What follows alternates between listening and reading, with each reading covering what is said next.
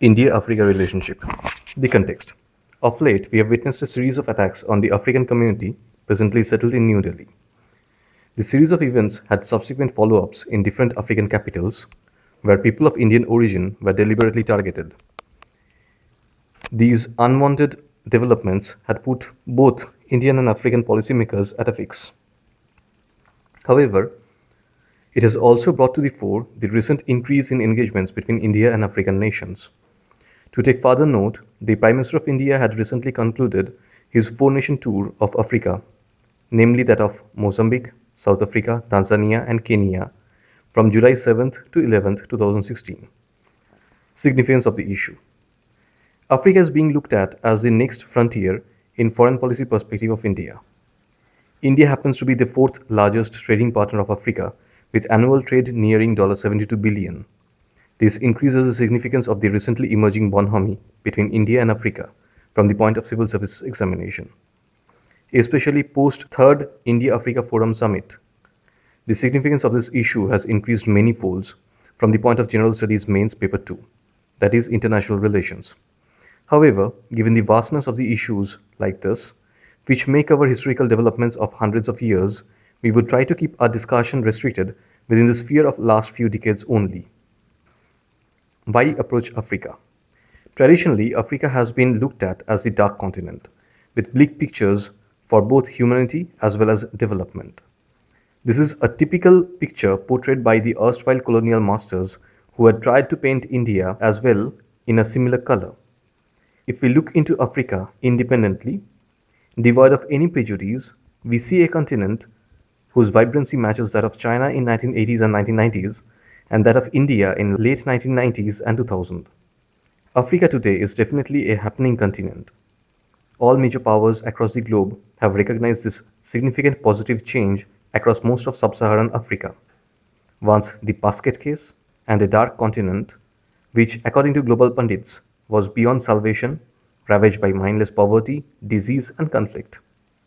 Africa has made a turn around from those depths that it had reached in the last century and is today on the mend. Africa is home to over half a dozen of the fastest growing countries of this decade. Despite a few lingering ethnic and religious conflicts and governance issues in some countries, the people of this vast region are demanding and getting better governance, democracy, the rule of law, and transparency like never before. Globalization has incorporated this formerly neglected part of the earth in its march forward. Most of Africa is experiencing moderate to healthy economic growth rates, which is fueling the growth of its middle class and demand more goods and services. Poverty rates are also on the decline. Like with any friendly neighbor, once India embarked on unshackling itself from its colonial embrace in the middle of the last century, it rapidly built up its political ties with the newly independent countries and freedom movements in sub-Saharan Africa, as well as with the countries in northern Africa. In the 1950s, 60s and 70s, apart from strong political and brotherly bonds, India was itself too heavily engrossed in salvaging its own colonial battered socio-economic status, battling poverty, disease and hunger to be a major partner in Africa's rebuilding and rejuvenation program, following the phase-wise independence gained by the countries on the continent. However, even in those days of resource crunch, India did share with Africa whatever it could spare, particularly teachers and educational experts, doctors and medical staffs, and experts in various fields like agriculture, water management, bank management, etc. India's ties with Africa have been stepped up in the last 2 decades both bilaterally and with the regional economic communities, initially with the Southern African Development Community and Team 9, and continentally through the African Union. Structured engagement with Africa took shape in 2008 with the first India-Africa Forum Summit held in New Delhi in April that year. IAFS 2 was held in Addis Ababa in May 2011. Both these events were however limited to engagement with a few African leaders under the AU's Bunjil format. New Delhi hosted the third India-Africa Forum Summit in October 2015, a landmark event with delegations representing all the 54 African countries. In addition, a few other countries and international organizations were also represented on the occasion. IAFS 3 has been a great leap forward compared to our limited approach earlier. Why has India taken this major step, which requires huge deployment of human and financial resources? Is it simply following the herd? We have attempted to list some important reasons behind India's decision to substantially step up its engagement with Africa here. A Federation of Indian Chamber of Commerce and Industries study on the rising Africa notes that nowhere in the world is the impact of economic growth and development as visible as in Africa. Real GDP, 5.2% per annum in Africa and 5.7% in sub-Saharan Africa, in the past decade has grown by more than twice the rate in 1980s and 1990s. This growth, which is widespread through sub-Saharan Africa, is expected to continue till 2020. The study notes that this growth is a result of improved macroeconomic policies coupled with rapid expansion in sectors like tourism, banking, telecommunication, manufacturing, and agriculture. Africa's collective GDP is expected to touch US dollar 3.6 trillion in 2020, up from 2.1 trillion in 2011. Africa's growing middle class, already expected to be bigger than India's, continues to boost consumption, construction, and private investment. Combined consumer spending in Africa, which was US dollar 860 billion in 2008, is expected to touch 1.4 trillion in 2020. Africa is the home base of 20 domestic companies with revenues of at least US dollar 3 billion each and over 100 companies with revenues exceeding 1 billion each. In the economic and commercial sphere, Africa is obviously a region that India cannot afford to take lightly. India is Africa's fourth largest trading partner after China, the United Kingdom, and France. Our exposure in terms of investments is also considerable and is estimated to be about US dollar 30 billion cumulatively till date. Even if we ignore all other reasons, bilateral trade and investment compels us to pay attention to the African market. Moreover, the baskets of goods imported from Africa is dominated by commodities, particularly crude oil, gas, pulses, lentils, leather, gold, and other metals, all of which we lack in sufficient quantities back home. And the diverse source in Africa provides some protection against the vulnerability of depending on just one or two regions for their supply. Indian exports to Africa of manufactured products like medicine, automobiles, two-wheelers, iron and steel products, plastics, machinery and engineering processes, etc., as well as refined petroleum products, are quite substantial and growing. Africa provides an alternative destination to such manufactures from India, whose exports to traditional destinations in Europe and North America are on the decline, and helps to prop up the Make in India campaign. Steps taken. In March 2015, the Prime Minister of India visited Seychelles and Mauritius, signaling India's intent to enhance ties with the African Indian Ocean rim countries. During the visit, he signed landmark agreements to build security ties with these island states.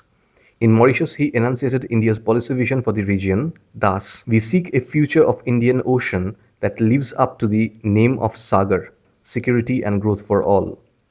He also signed an agreement for infrastructure development for improving sea and air connectivity on the Agalega island. In Seychelles, Modi launched a coastal surveillance radar project, announced the transfer of a Dornier aircraft, and signed an agreement to build infrastructure on Assumption Island. In a step to boost maritime cooperation, he invited both Seychelles and Mauritius to become part of the existing cooperation arrangement with Maldives and Sri Lanka. Subsequently, Modi hosted the third India-Africa Forum Summit in October 2015. In a break from the past tradition, he invited the heads of state of all 54 African countries to participate in this summit. During the summit, Modi reaffirmed that development cooperation was the cornerstone of the India-Africa partnership and offered an additional US dollar 10 billion concessional credit over the next 5 years. He has also offered a grant of US dollar 600 million and created an India-Africa Development Fund of US dollar 10 million. He announced that India's cooperation will be in line with the objectives set by Agenda 2063 initiative of the African countries. In a bid to enhance agricultural cooperation, Modi called for collaboration for improving farming technique, water management, and increasing investments in agribusiness and food processing industry. Acknowledging the lack of energy access in Africa, he sought to intensify cooperation in renewable energy resources. He also mooted the idea of a global solar alliance at the summit. In view of the importance of blue economy for sustainable economic development, Modi called for greater cooperation in this field as well. Given the African focus on education and skills enhancement, he pledged 50,000 scholarships for African students over the next 5 years. Finally, since security and development are closely linked, He announced support for African efforts in diverse fields such as peacekeeping training, counterterrorism, maritime, space, and cybersecurity. Apart from strengthening bilateral relations with African countries, Modi has taken steps to enter into triangular engagement with key partners. At the end of the two-day India-US strategic and commercial dialogue in Washington last year, India announced a joint initiative with the United States to provide training for troops in 5 African countries before their deployment in UN peacekeeping missions. Similarly, during Modi's visit to Japan in September 2014, India and Japan agreed to enhance cooperation with African countries. Expectations of Africa from India. While Indian policymakers are fairly clear about what the country expects from the continent, the need to project and retain India's traditional policy ties and influence in the region, protection of its core interests, including that of the 2.7 million diaspora, and access to Africa's natural resources and markets, it is not clear if they have an understanding of what Africa expects from India. It is also not certain if African governments and civil society can answer this question with any degree of clarity. In the lead up to and after IAFS 3, only a few pointers are visible. India's development partnership with Africa, primarily through capacity building programs, appropriate technology, and access to soft credit for infrastructure projects, should be dovetailed to Africa's developmental vision as outlined in Agenda 2063, a document adopted by AU members at its 2015 summit. The Delhi Declaration issued at the IAFS 3 has accepted this linkage. A reading of the country's statements made at the summit and bilateral talks held by the Prime Minister and External Affairs Minister with the African leaders in Delhi reveals Africa's desire to move up the global value chain at a time when India's role in the global trade and investment chain is growing. Similarly, Africa's expectations from India in the field of public health goes beyond just the supply of affordable medicines to cover assistance in developing the continent's public health services capacity. While acknowledging India's substantial role in assisting Africa's developmental process, particularly through ITEC and other training and educational programs and through line of credits for specific projects in Africa, African leaders advised India to close the gap between promises made and results achieved. This aspect has been substantially addressed by India in the strategic framework document issued at the end of the summit. The challenges posed by recent attacks on Africans. As the Prime Minister speeds up engagement with African countries, there is an important challenge that he faces within. India needs to make efforts to make African nationals feel welcome.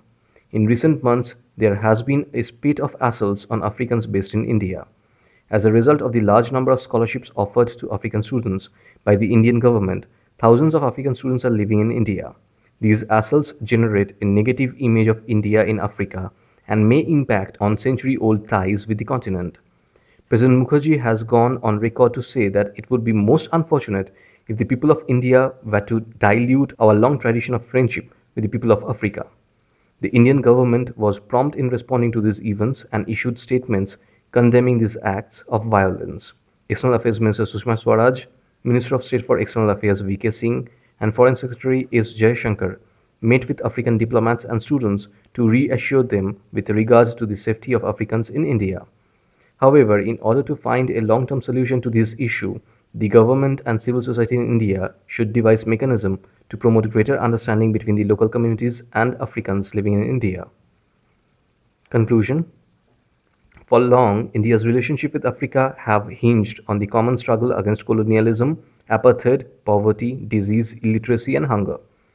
Policy, strategy, and implementation have changed. Nowhere is this reflected more succinctly than in the two outcome documents of IAFS 3, the Delhi Declaration 2015 and the India-Africa Framework for Strategic Cooperation. African leaders who gathered in India in October 2015 were also there to gauge New Delhi's seriousness in its relation with Africa. The coming months and years will indicate to what extent India's leadership has been successful in assuaging this concern in Africa. It is also important to continue to project to Africa that it is a priority in India's foreign policy. Thank you.